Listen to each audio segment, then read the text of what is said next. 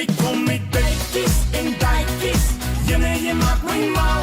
Bij klappie op mijn bootpas, jou heel grootste fout. Maar hier bij dijkjes en dijkjes, het ik jou gekry. Die stop gaat streken van jou, is oog gaat voorbij. Zolang ek beetjes en dijkjes verantwoord te kry.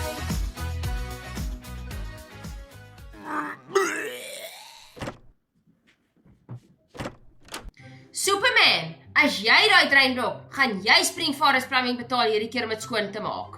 En waar kom jy die tyd vandaan? Jammer babes, maar ek het 'n goeie rede. Okkort het my gebel.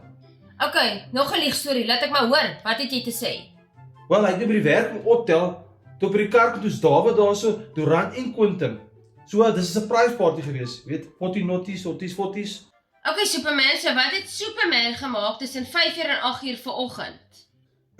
So ons het pubcrawling gedoen en dit was by 'n stripklub. Sê gou weer, ek het nie mooi gehoor nie. Stripklub. Ja, ons was by 'n stripklub gewees.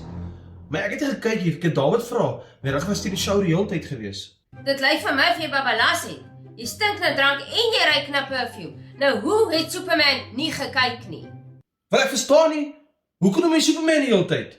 Omrede net Superman sy donderse onderbroek behoort sy broek dra. Wykie maar rykie. Jy's David, hoor jy so? Asseblief, as sy nie jou bel nie, sê net vir haar nie, ek het in die strip show gekykie, my rug was die hele tyd na die show toe gewees. Asseblief, buddy, help my met dit. Die video is trots geborg deur Spring Forest Plumbing and Maintenance Service. Volg ons op Instagram en Facebook of kontak vir Pieter Botha op 071 600 1867.